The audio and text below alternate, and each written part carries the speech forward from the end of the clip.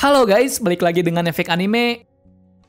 Chapter kali ini Oda lagi-lagi menunjukkan titik cerita yang sangat penting setelah sebelumnya kita sudah dikasih tahu bahwa di zaman 900 tahun yang lalu ternyata ada sebuah peradaban masa depan seperti Egghead. Dan pada chapter kali ini barulah dijelaskan siapa orang yang bisa membuat peradaban di masa ini dan alasan mengapa dia melakukannya. Sebelum kita menuju ke topik utama, jangan lupa untuk klik subscribe dan nyalakan lonceng notifikasinya agar selalu mendapatkan update seputar informasi anime dari kami. Dan berikut penjelasan One Piece chapter 1066 beserta prediksinya versi Efek Anime.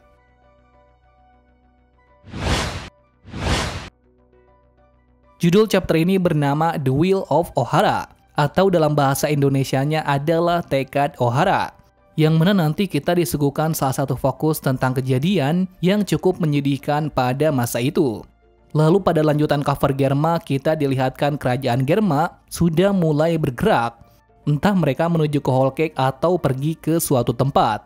Satu hal yang pasti, mereka sudah memulai pergerakan. Cerita masih dilanjutkan dari keterkejutan kelompok topi jerami yang mendengar penjelasan dari Shaka. Akan tetapi dia masih belum bisa memastikan kebenaran itu, dikarenakan dia hanya berpikiran seperti itu. Shaka juga mendapat temuan mesin yang sama temuannya pada masa itu. Sontak Robin yang tahu tentang mesin itu langsung berkata apakah mesin itu dibuat pada saat abad kekosongan. Pastinya mendengarnya membuat Shaka terkejut, dikarenakan dia tidak mengetahui ada seseorang yang mengetahui hal itu sejauh ini. Sementara itu Nami dan lainnya tidak mengerti apa yang mereka bicarakan. Apalagi Robin tidak memberitahu siapapun tentang hal ini. Shaka kemudian menjelaskan lagi bahwa 22 tahun yang lalu, Angkatan Laut telah membumi hanguskan Pulau Ohara dengan Buster Call.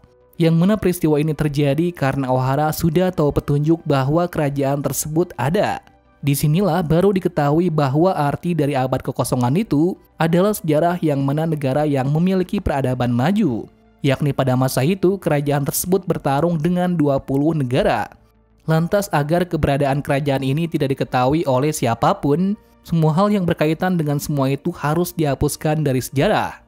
Mendengarnya membuat Nami dan lainnya sangat khawatir, mengingat mereka mendengar apa yang seharusnya mereka tidak dengar. Karena taruhannya mendapat informasi tersebut pasti akan diincar oleh pemerintah dunia.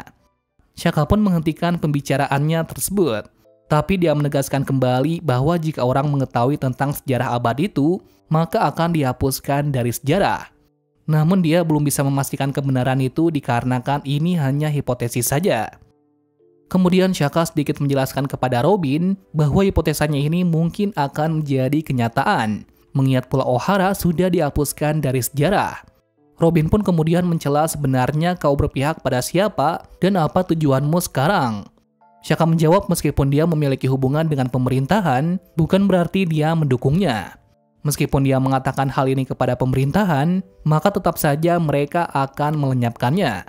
Karena rasa penasarannya yang begitu tinggi, Robin bilang dari mana dia bisa meneliti dan mendapatkan informasi rahasia ini. Padahal informasi yang ada di dunia ini hanya ada di Ohara. Dan sekarang Ohara sudah hancur. Dengan panel yang begitu epik, Shaka mengatakan bahwa semangat Ohara masih hidup. Flashback pun dimulai, di mana setelah kejadian besar Ohara yang menghilang dari peta dunia, 1 bulan kemudian Vegapunk datang untuk memberikan bunga kepada kenalannya. Kenalannya itu tak lain adalah Profesor Clover. Entah bagaimana Vegapunk bisa mengenal Clover, tetapi dia bilang Clover sangat tertarik dengan abad kekosongan. Hingga dia pun merelakan hidupnya demi bisa mendapat informasi tersebut sampai berkeliling dunia. Dan di sini kita bisa lihat bahwa sepertinya Clover memiliki kelompok bajak laut untuk mencapai tujuannya itu. Dikatakan pula Clover sudah 10 kali ditangkap dan dijatuhi hukuman oleh Angkatan Laut karena perbuatannya itu. Hingga akhirnya karena hal tersebut pun nama Clover menjadi dikenal di dunia sebagai arkeolog terkenal. Karena semua itu pun Pulau Ohara juga dikenal dengan Pulau Arkeolog. Akan tetapi perjalanannya itu terhenti akibat insiden besar saat itu, yang tak lain adalah insiden Ohara. Lantas saat Vegapunk melalui pohon besar tempat arkeolog meneliti sesuatu, dia menemukan sesuatu yang sangat mengejutkan. Karena di tengah pulau terdapat danau yang dalamnya penuh dengan literatur. Hal ini bisa terjadi karena sebelumnya Clover dan arkeolog lainnya mati-matian untuk menyelamatkan literatur tersebut meskipun nyawa mereka taruhannya. Dan ini menjadi kesimpulan bahwa pemenangnya pada insiden itu adalah O'Hara. Seketika itu Robin jadi teringat akan masa lalunya dia bertemu ibunya, yang mana hal ini membuat dia merasa sedih. Namun dia juga merasa bangga kepada ibu dan semua arkeolog yang ada di pulau tersebut. Kemudian Robin pun bertanya di manakah literatur sekarang itu berada. Vegapunk kemudian memberitahu cerita 22 tahun yang lalu di O'Hara. Nah ternyata semua literatur di danau itu diselamatkan oleh seorang raksasa. Terlihat di sini ada 3 raksasa sedang mengangkut buku-buku itu ke suatu tempat. Yang diketahui mereka membawanya ke Pulau Elbaf. Disinilah Vegapunk bertemu dengan seseorang kenalannya lagi. Tak lain adalah Dragon. Barulah di sini kita dilihatkan sosok asli dari Vegapunk, yang mana dia memiliki tubuh mungil dengan jidat yang begitu tinggi dengan lidah menjulang ke bawah. Mirip seperti meme Einstein yang menjulurkan lidahnya.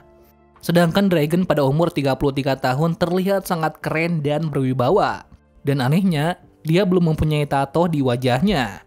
Terlepas dari itu semua, ternyata mereka berdua mengenal Clover. Dan maka dari itu, mereka berdua berniat memberi bunga ke nisan dari Clover dan arkeolog lainnya yang telah berjuang untuk dunia. Setelah itu, Vegapunk memberitahu Dragon bahwa literatur tersebut dibawa oleh raksasa ke Elbaf. Kapten dari mereka adalah seseorang yang cukup aneh dan ditutupi oleh perban.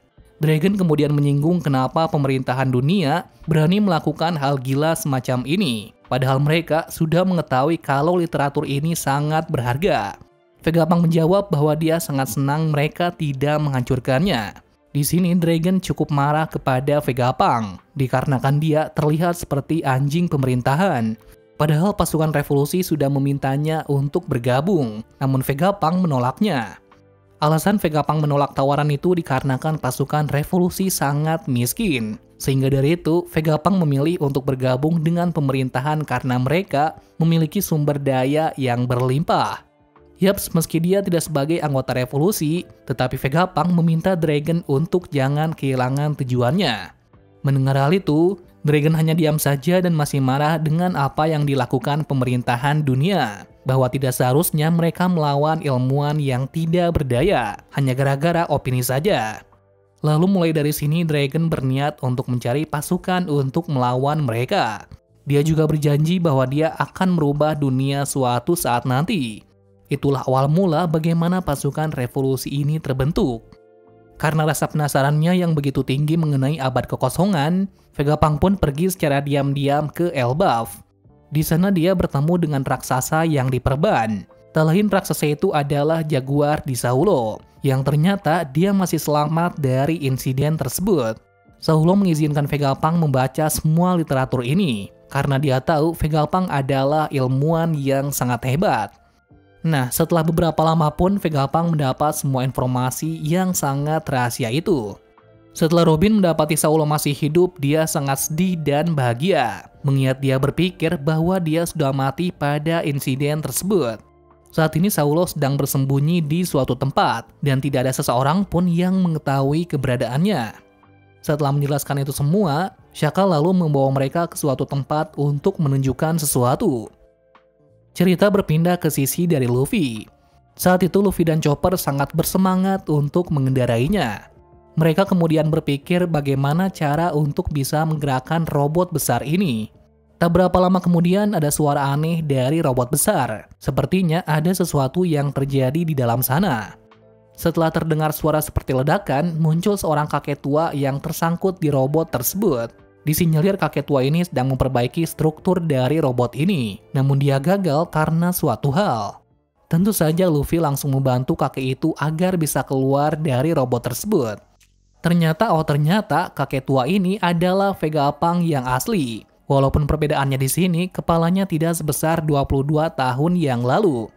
Di sini Vegapunk merasa senang bahwa anak dari Dragon datang ke tempat ini. Bahkan dia bilang Luffy pasti akan datang ke tempat ini.